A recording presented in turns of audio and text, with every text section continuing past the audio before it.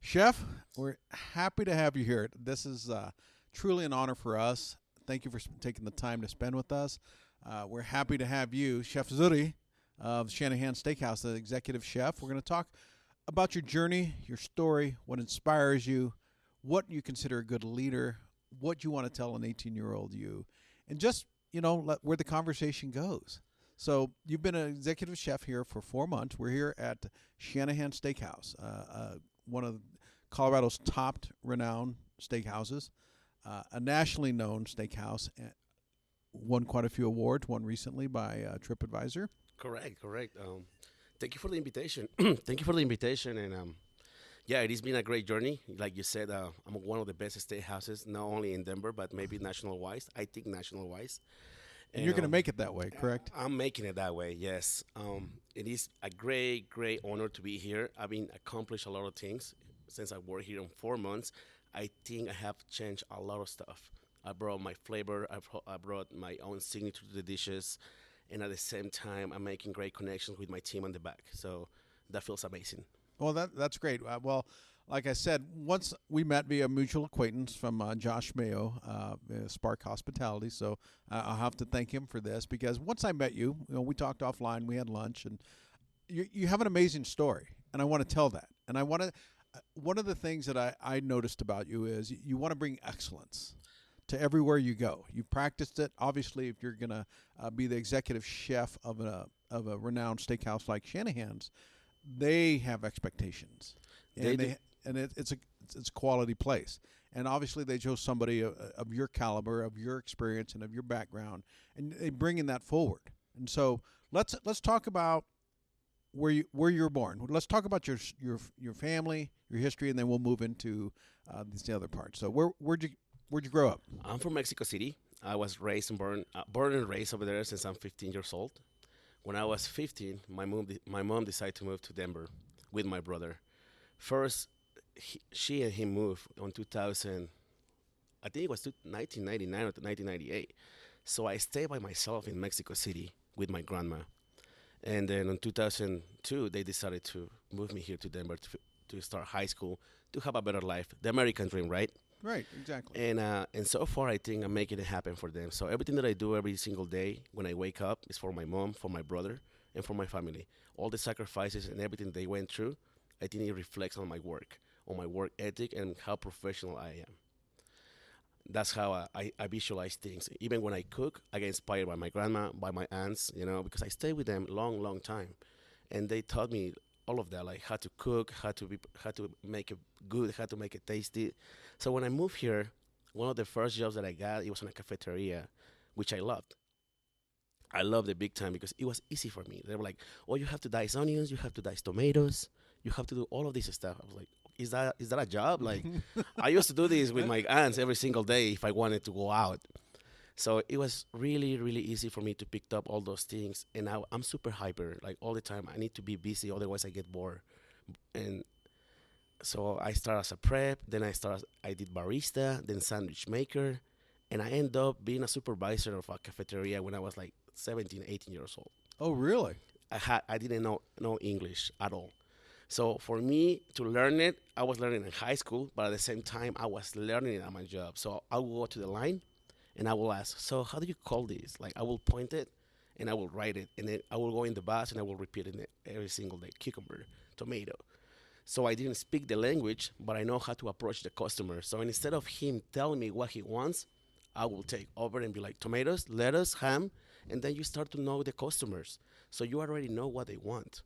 So it was really easy for me to identify what kind of sandwich they wanted, and I saw it from the line, and I started making it right away. And Oh, for me, it was easy to avoid conversation because I didn't want to speak. But on their end, it was like, "Oh my God, I'm a VIP. This guy already knows what I want." all about customer service and excellence. Exactly. So I was making all those steps without knowing I was making them, and it's been great since then. And after that, I started jumping on bigger kitchens, like Carrabba's. Was one of my first kitchens. Like, it's a corporation. Right. I was a pizza maker over there, and I love the concept. I love everything about it, like the knives, the fire, everything was I was so amazed by that. Like, me coming from Mexico City, I never tried lasagna in my life. I saw it in the cartoons. I never Did tried. you say cartoons? Yeah, I saw it in like Garfield, like I saw it. Oh, is that lasagna or on the commercials? But I never imagined to try lasagna myself. So I saw the lasagna even for like 3, 4, 5 months, and I never get to try it because I was scared of asking for it because I wanted to be professional.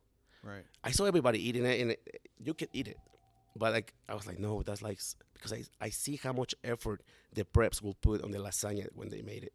So I was like, okay, I don't have So to. you're just being respectful of everybody else. Exactly, and after that, I started moving on the line. Like I started on pizza, but I really wanted to be in the lasagna station because I wanted to try the lasagna, and that was one of the strongest stations because you do pasta, you call the tickets, and then you serve the lasagna at the same time. But you have to have experience. They call it back in the day, right? So I worked my way up to that station, and I did great. Back in the day, they used to give you these little pins on your hat for each station that you work. They will put a pin. Like if it was a pizza station, they put a little pizza. If it was a appetizer station, they will give you a little calamari. Satay station, a little mussel with a satay. So like medals in the military. Exactly. So the more medals you have, it was like the bird you are, right? And I was like, I want to collect all those pins. I want them all. And I did. I did have them all at the end. And like I said, I'm super happy all the time. And I was like, okay, what's next? Like, I already know all the line. The bad thing about corporations like that is like, it's the same menu all over and over. Would you call it a clipboard cook earlier? And I say the clipboard chefs, right? They go. just go around checking temperatures and stuff. I really wanted to do more cooking. Like, I wanted to do more. I wanted to be more involved. So they suggested to work for chefs. And instead of working for a corporation, work for chefs. So that's what I started doing. And one of my first kitchens was a Chinook Tavern. It's a German restaurant. It used to be open in Greenwood Village. Mm-hmm. It used to be open in the 80s on Cherry Creek. And that was the first time I entered to a real kitchen. They asked me for my knives. They asked me for a knife roll. And they asked me to do a stash. I was like, stash? What's stash? Like, this is my application. I want $10 an hour. That's all I want. And they're like, no, we want to see what kind of skills you have. How do you manage a knife? How do you move in the kitchen? What kind of ingredients do you know? I was lost. Like, I was like, all right. I was like, well, I don't even have a knife. I remember I was like, give me 45 minutes. I'll be back.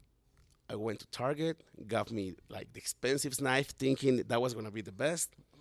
And then I went to grab me a knife roll. I called my wife, my girlfriend back in the day. I called her, I was like, I need a knife roll. She's like, where did I get it? I'm like, I don't know. There's like a kitchen store by 6 and I-25. It's called Cresco or something like that. Get it. Just get it. She's like, okay. I remember I opened my roll, and it was only one knife in there. I don't know if they make fun of me or not, but it was like, I was so excited. Like, I was excited. They appreciated the effort you went so quickly to solve a problem right then. Just from this short conversation and what we talked about, you're really a problem solver. You're like, okay, here's a problem. I'm going to solve it. How do I need to do that? You don't ask around. You don't like, oh, I can't do it. You're just like, let's get it done.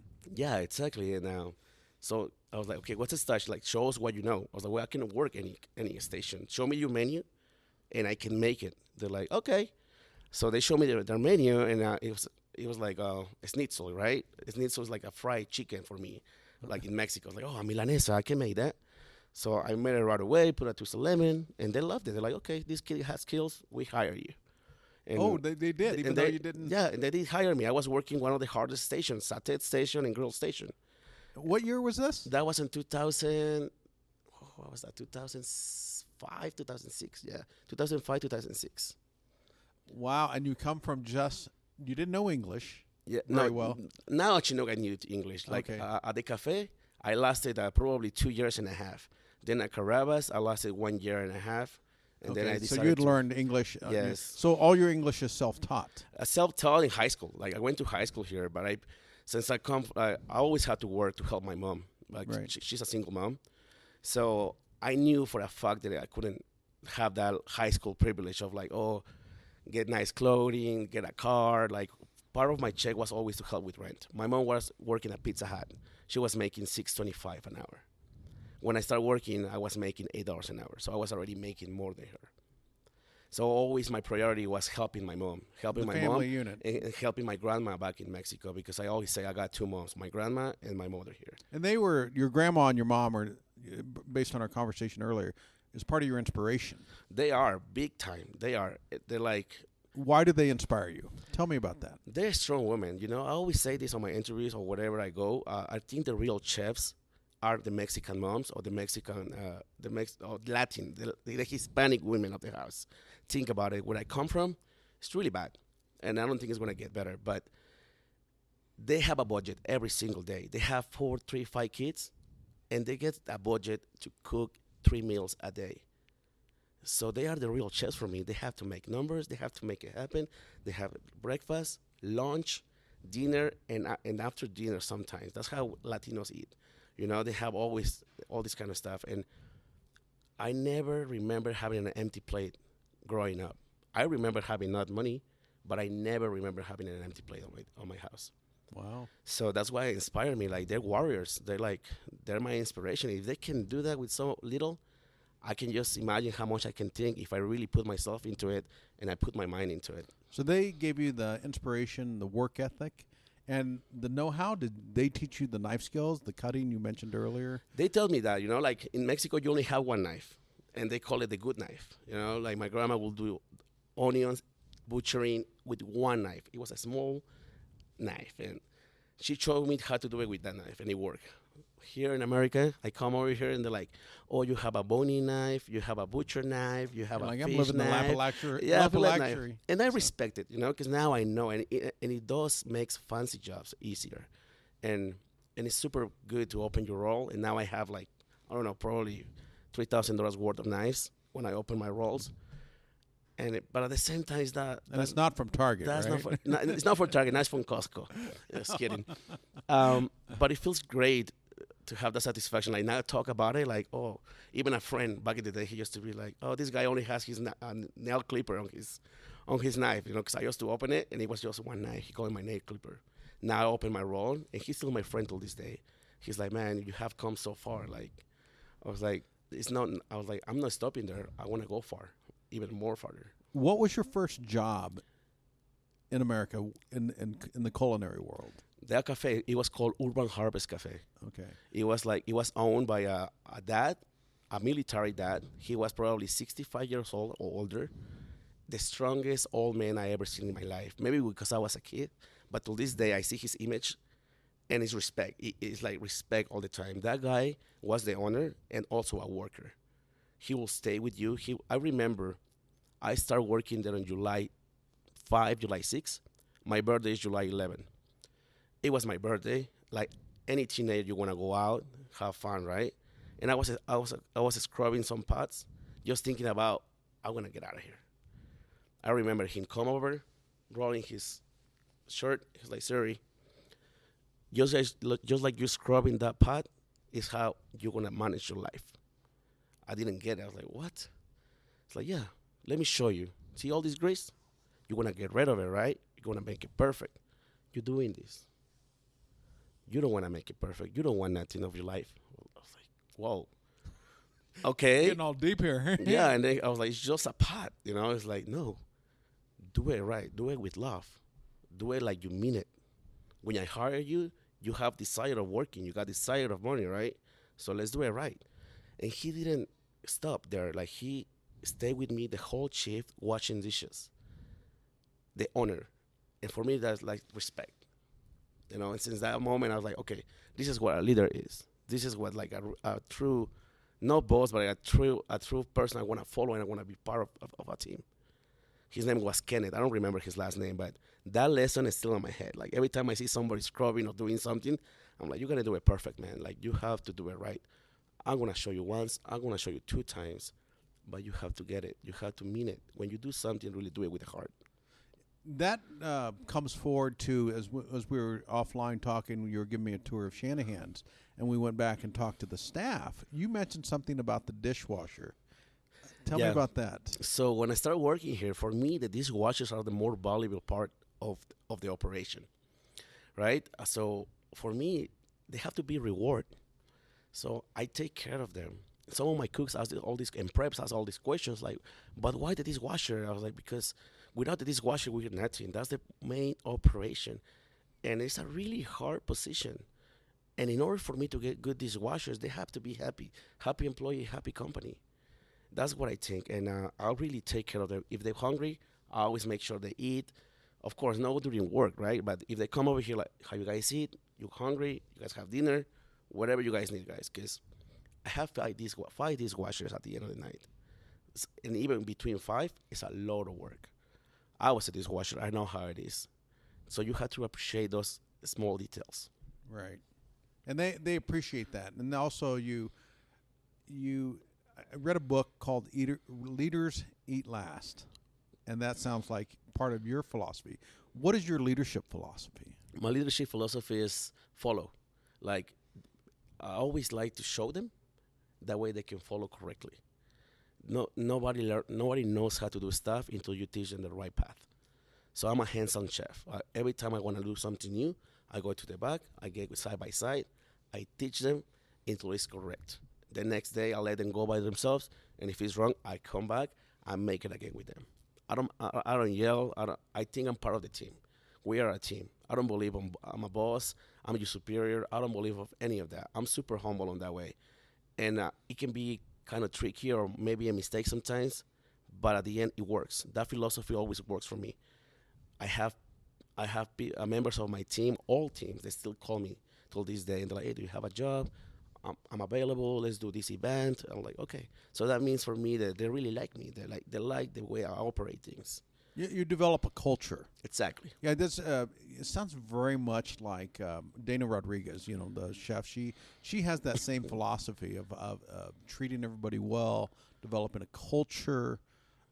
It's just great, and obviously you've come a long ways. Now you're the executive chef at Yes. Shanahan's. That's got to be. Is it surreal to you? At first, every in my career, I have achieved a lot of stuff. That every time something happened, I go on my bed, touch my nose, and just think about it, and I'm like, "Wow, is it happening?" And my brother is really close to me. He's my inspiration. Um, every time I'm hitting bottom or I do something great, I always call him. I'm like, "What do you think?" And he's like, "It's happening. You are doing it. It is happening. Enjoy the moment. Just like you enjoy cooking, enjoy your moment and live it. And look forward for the second one because you only live of moments. So look forward for the next moment. That's how you So live in the fulfill it. present. Is that what he's saying? Yeah, basically, yeah. Like always look forward to have that inspiration. Like always look forward to be busy, like to inspire people and always be busy. Like always be creative. Right. And I always say chefs. There's so many components to you. You're the commander or the general or the admiral, depending on what service you're in. You're also this artist. Yeah. And you're also this leader, this lower level, because like you said, you're right there next to him.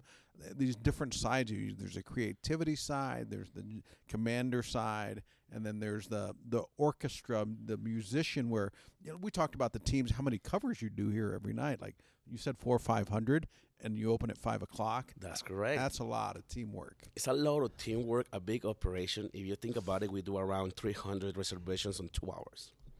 And the last ones are just like tickets are coming in.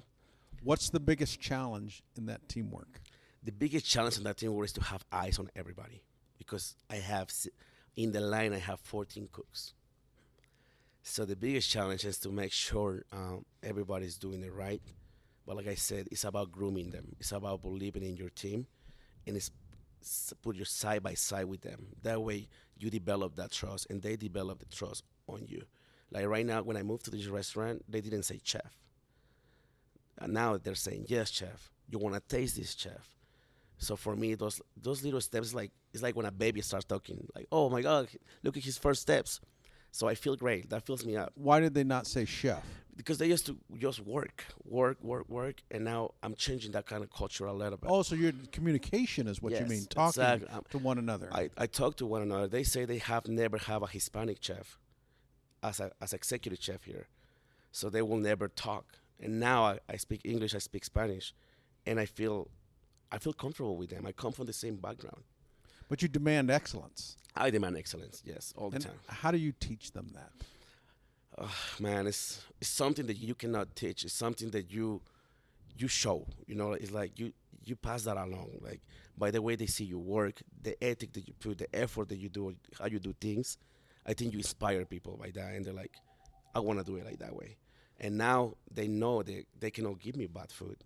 I show them the menu. I show them the menu. I show them how much people's paying for each side. Oh, they didn't know that before? No. So I try to make them part of the whole operation. I try them to make them understand the Shanahans. You guys work in an amazing place. It's okay to cuss. All right. You guys work in a fucking amazing place. It's like one of the best. Do you guys know that? That means you guys are badass. Learn that. Feel it like you guys are. Own it. Yeah, exactly. I was like, I even told him, if you don't want to work for me anymore, I bet you they can hire you anywhere. You know why? Because you come from here. They know already how many covers you're doing without even telling them your name. You just put Shanahan's on your resume, and they know. They're like, okay, we know that's a high quality, high excellence, high throughput. So when I show them the menu, they're like, wow. Like people's paying $135 for a pound of king crab. That's why you gotta cut it right. You gotta make it pretty. You gotta put all your love into it. Even if it's just cut crab and put it in it, like make it nice, make it pretty, because people want it that way. People's paying for what excellence. Right. Yeah. Yeah, and it's, this is kind of funny, but I just heard it. I hadn't heard it in a long time about one of the commercials. Someone was like, "Yeah, I get up in the morning and I piss excellence." I know but that's not. I'm not saying that, but it's just that's what you exude in your leadership style. You talked about several people inspired you. Your grandparents, your mom, your this gentleman you talked about that was ex-military showed you, and you extend that forward to your staff. And one thing I did notice when you were giving me a tour earlier is they all were very happy, which is a testament to your leadership and excellence. And did it mean a lot to them to have a Hispanic chef for the first time? I think they feel more comfortable. I have them tell me, they're like, oh, finally, now I can tell how I feel. Like I try to get involved with them. Like one of my preps, she's my pastry chef. She has 2 kids. So the first thing, she didn't even introduce herself. She was like, "Chef, my name is Liz. I have 2 kids, so my schedule has to be this way. Please, can you help me out?" I was like, "Yeah," and then I was like, "Yeah, of course." So I try to, especially with those kind of employees, like she's been here for almost since the beginning, since they opened. But for me, like she told me all that stuff without even like it was my first day, so that means that she cares, that she wants to be part of it. And I was like, "Yeah, no problem," and. Like me, I have a heart for single moms, big time. I come from a single mom. And I was like, as long as you do your job right and you do your metrics and everything that I need, you go take care of your kids, man. You can clock out, you go pick them up, come back. Yeah, we call that decentralized command. And you just want the job done. Yeah. You're not going to say do it within this time frame. I really like that. That's great leadership on your part. Yeah. So kind of tell us how you came to become the chef. I mean, how did you? Obviously, this is a world-renowned or at least nationally renowned restaurant. I mean, I've eaten here. My son came here for his 16th birthday. It took him and some of his friends, and we had a great time. It was a wonderful experience. So, and I've eaten here a few other times, but I just remember the excellence. And now we have you, a Hispanic top chef, and a lot of the things. Before I go into that, how you get there, I want to mention that when we first met, we had lunch. You came back. We're introducing the Food and Beverage Language Institute about learning English. Yeah. What was the reception of when you told your staff that you're going to learn English? They got excited. They just want to know more details. They want to like where, when, how, what's the price? Is it those are the questions that they did, but they're excited about it. Why? Because they want to do more of themselves. I think the English is crucial on this career. Like the more you know, why? Because it opens doors. You can communicate better. You feel better, and then you can put them in positions, better positions of responsibility. They can go anywhere. They can eventually become a GM if they want. They can become a chef if they want. They can become whatever they want. You develop in the next generation, basically. Like you said, 18-year-olds, 17-year-olds. Like it's not only me who has that story. It's a lot of people who's having the same story over and over. And I want to be part. Like that will be super helpful for them. Like they want to go to work, no problem. Go to work and go to English classes at the same time without worrying about income and learning English. Like just do it both at the same time, and then it will pay it off. Yeah, and that's why we came up with the Food and Beverage Language Institute. It's really part of their job. It'll help them progress. Chefs like you, you're in a magnificent position to influence the next generation. Thank you. And we also, they'll be on the college runway. So you talked about that single mom. She has 2 kids, and she could tell now she's going a little bit to college. She's like, son, let's talk about the college. It opens up. You can affect generations. And that's what we're trying to do with the Hispanic Restaurant Association. We just don't want to just be here for help you not only run a restaurant, but let's affect the next generation and beyond. So that's what we want to do. And so I'm excited. I was just excited to meet them, and they were very happy. So to me, that talks to culture and leadership. So it does. Kudos to you. But so now let's talk about how you came to be the executive chef, which is a pretty big deal. It is a pretty big deal, and I'm super happy about it. Well, a little bit of my last career was with Chef Elise Wiggins. She's a winning award and well-known chef in Denver. One of the best chefs and one of the best inspirations in my life as well. I forgot to talk about that, but I worked for her for 9 years, and she was one of the best first chefs that believed on me. I started working.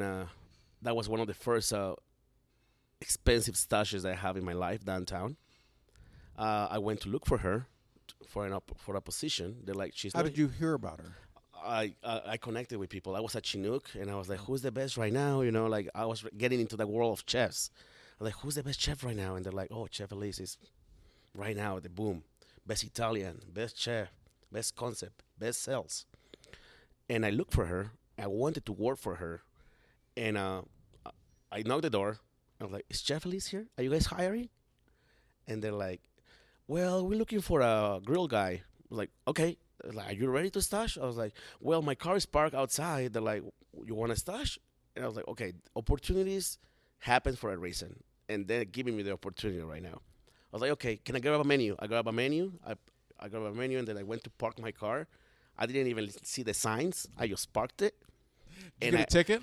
And I spent like 10 minutes reading the ticket. I'm sorry, reading the menu. And I was like, okay, I'm ready. I go inside, and I'm like, okay, I'm ready. They're like, okay, you want to go grill? Fry station, which was like appetizer and grill. Calamari, steak, asparagus, all that kind of stuff. They're like 2 hours. It was a super busy restaurant as well. We do like 200 to 300 covers. Those 2 hours I got there at 4 p.m. It was 7, 8, 9.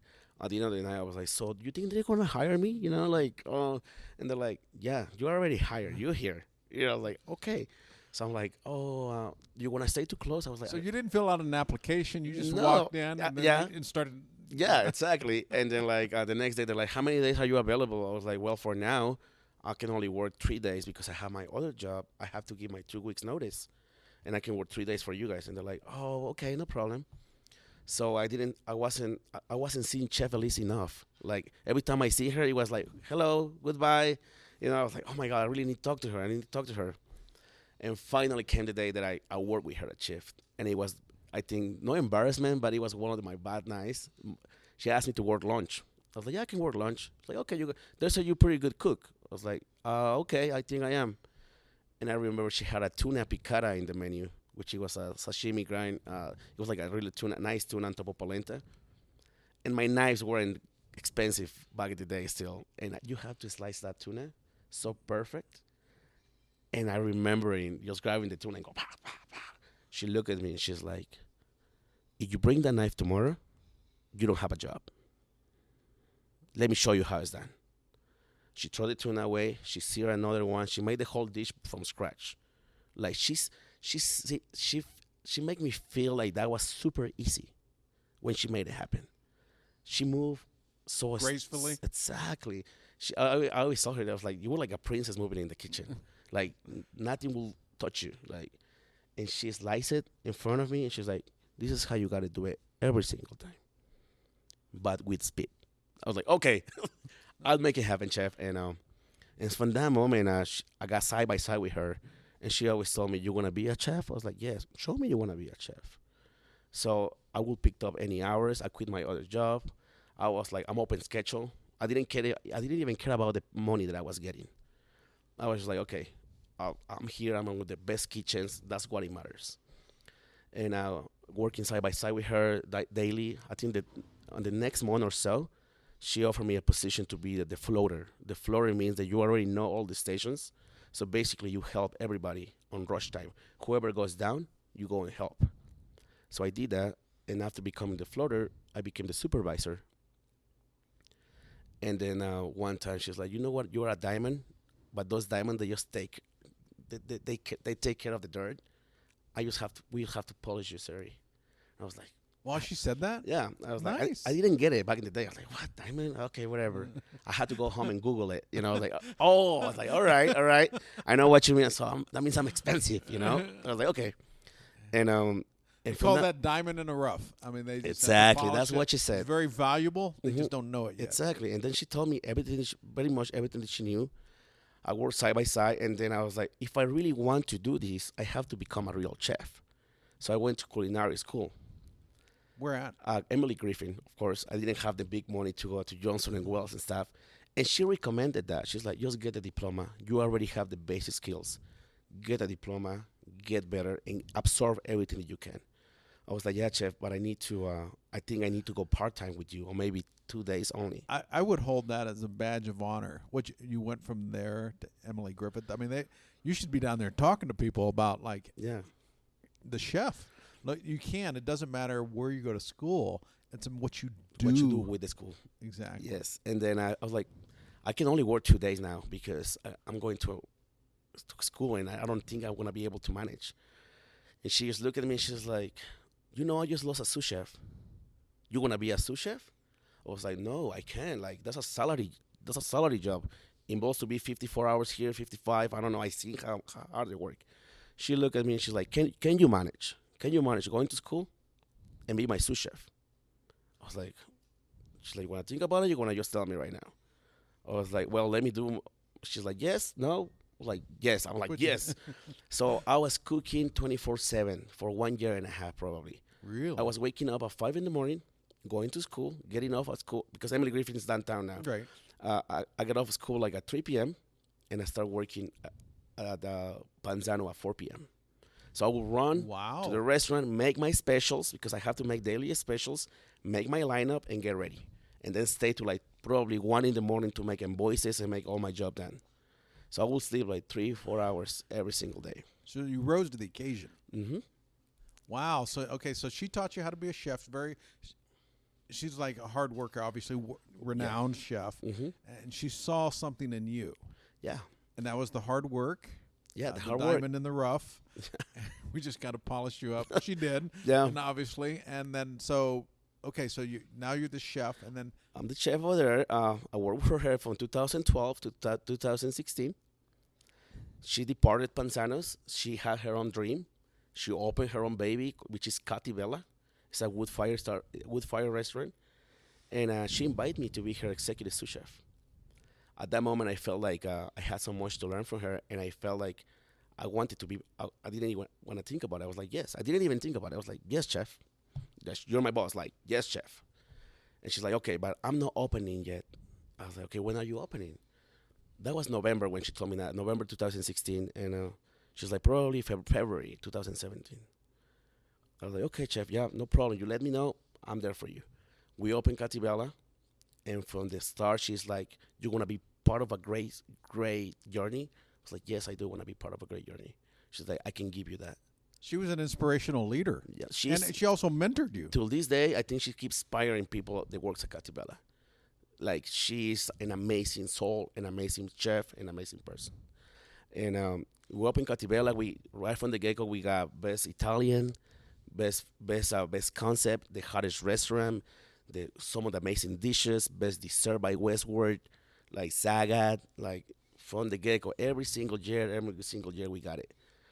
Until COVID hit, of course, and then we didn't. Everybody got Yeah, smacked in everybody the got teeth. smacked. Yeah, and so from executive sous chef, I went to chef de cuisine, and it was lovable. To this day, it's one of my memories. I will never forget. Then one time, Mike Stern, which is the manager partner here, I received a call and he offered me. He told me about Shanahan's. He told me what they do, and he knows. He talked to me like he knew me. Like, I know you've been doing this. I know you do this. I know you do that. I was like, whoa, whoa. He did his homework. Yes, and then in the interview, I was like, whoa, that sounds strange to me, you know. But then when I started working here, he introduced me to people I already knew. I was like, okay, you did your homework with people that I already know, you know. And then my friends will come over here and they'll be like, how does it feel to work at Shanahan's? I was like, thank you for the reference. I was like, thank you for the reference. So that means I've been creating a great reputation because people talk The good brand. about me. And that's what we're trying to do at the Hispanic Restaurant Association and our Hispanic Chefs Association, which we're launching next week, January 10th. This will be released after we have our first meeting. But we're going to use that, guys like you, high caliber, high quality leaders that want to inspire others. And that's why we talked about the Food and Beverage Language Institute, the Hispanic Top Chef, all those things we're doing and integrating into, just the combination of cultures and like some of the cultural shocks that you had coming over. We're just trying to help others and do that. So you got hired here, and obviously you got it going on. Just some of the things we seen through the tours at the start. What is the best part, and then what is the hardest part or most challenging part about being here? The best part is the environment. Like when I come outside and I see the environment outside, like I see people happy. It's like a party every night here. Lights are on, people celebrating, people's happy, people's cheering. It's a different world. We're breaking bread together. This celebration, and no matter what culture you go into, Yeah. everybody breaks bread together, and you're participating or helping in making a great experience. Yes. And what have you done differently? I bring new dishes to the table, like new plating. I like to say that I make sexy food, so I like to see a lot of colors always on my food. So that's what I brought to the table. I got new presentation. I got new ramekins. I got a lot of micros on top of my food. That way people really, really get the wow factor when they receive it. Because they already know they're going to get great steak. If you know Shanahan's, Right. you already know you're going to get great steak. But I want to make an experience, and I want to make sure also that you want to go to a steakhouse for the sides, for the dessert, for the soup. Like, I'm making all those, making sure everything's perfect. You want to make sure it's a memory. It's a memory, exactly. And they give you a lot of leeway. It sounds like it's a great culture and leadership provided here. Yes. So when Mark hired me, he's like, everything's good at the restaurant. We're busy. We're successful. But I need to adjust things. So that means he needed to touch some touches here and there, right? And I always like to say, yeah, man, it's like any brand. You always need freshness. You always need a fresh face, a fresh something. We want people to come to Shanahan's because you can only get it at Shanahan's. We want to create that memory. If you have a party or something, we want you to think of Shanahan's because you already know you want to have an amazing experience. Like, you want to go home thinking about, oh, my God, that steak. Oh, my God, that service. Oh, did you see that restaurant? It was so beautiful. Even the spoon. Like, oh, that was a pretty touch right there. So I'm thinking of all of those aspects now. Yeah, we did. Brought my son here for his 16th birthday and a few of his friends, and that's what we remembered. It was the experience. It was great food then. And Yeah. so I can't wait to come again. We were talking about his 21st birthday in a couple of years. Of course. So, okay, great. So you talk about excellence. Why do you think that brought you here? Excellence. As a teenager, I wasn't like that. I was like kind of rough. I wanted things like make it happen. Like, I want it now. I want these shoes. I want this car. So I thought by working I was going to get it, but I never thought behind like how I was going to achieve it. I just wanted it. I never thought how I was going to achieve it. Was it that gentleman you talked about earlier, the guy that like changed? He changed that mentality big time, big time. Because instead of me leaving early because I wanted to celebrate my birthday, I stayed there talking to him all night, washing dishes. He will tell me how he opened his restaurant, how he's managing, how stressed he was because of numbers. So he was giving me a lesson of life to a 17-year-old. And I stayed all there, and I was like, whoa. So when I grow up, I want to have my own business. Like, I want to do that. I got off work that day, and I didn't even go to party or anything. I went home, and I was just thinking of like, oh my God, this guy just shoot my ass because I didn't know how to wash a dish. And I couldn't tell my mom that. I couldn't tell my brother that because they were going to be like, what? You don't know how to wash dishes? Are you stupid or something? But I think that man changed something in me that day. One conversation changed the whole trajectory of your life, and then all of a sudden now, a few years later, with the other mentors, you are now the executive chef at this magnificent restaurant. Yes, I think life is a sponge. I always I take it that way. We're sponges, and you have to absorb the best of each person. I always absorb the best of the best. So it sounds like you're a glass half full kind of guy versus you always see the positive aspects of life. Yeah, I'm super positive. I always try to be positive. Yeah. If you could tell an 18-year-old you or somebody from your kitchen that wants to be better, they come to the U.S., obviously we talked about the opportunity. You see these things that can happen. What would you tell a young you, or what would you tell Like focus on the real aspects. Focus on reality. Like think of you on the future. Like don't think of anything else. Just think of you on future and everything. As long as you're okay, everything that's gonna be around you is gonna be okay. You have to be okay in order for everything to be okay. Okay, so teach them. That's magnificent. What do you read any books? Do you listen to any podcasts? What do you do to? I read a lot of cooking books. I like story. I like chefs with stories. I like I like to get inspired. Not to learn how to cook, but where is the food coming from? I like culture a lot. I'm involved with a lot of I love pre-Hispanic culture, like Aztecs, Incas, Mayans, all that kind of stuff. I think our roots are really, really important. If you don't know the culture, for me, it's like you cannot cook sometimes. Like you have to know the roots. It's an and extension the whys. of yourself. Exactly. Yeah, and like you mentioned earlier, it's love. You're really extending love to the rest of the world. Yes, exactly. So I read all that kind of stuff. I'm into it big time. We mentioned, obviously you're here. You're obviously doing very well in this. Tell us about some of the awards you've won. You gave me something like 30 under 30 for Zagat in 2015. Most creative chef by Parisian Food and Wine. Kind of tell us about some others. So I got that. Also, Food Network. I've been invited to Food Network 4 times now. I was the champion of a Grocery Guys game in 2018. Super funny episode. It is a Halloween episode, so I'm dressed up like a ninja. I'm moving as fast as I can over there, and it's super cool. I was the champion on there. After that, I got invited again to Grocery Guys game. I was second on that episode, and I got invited to Food Network Chopped tournament. I was the champion of my episode, and then I competed against 16 other chefs, big caliber chefs, amazing souls, and I got third place on that one. Oh, well, we're going to have you at Hispanic Top Chef this year. Why not? Anytime. I love to, besides competing, I love to show who I am through my food.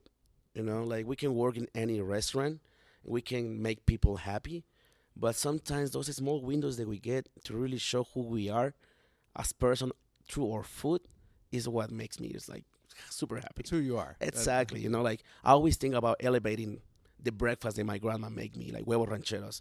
Oh, I can make that, but way better.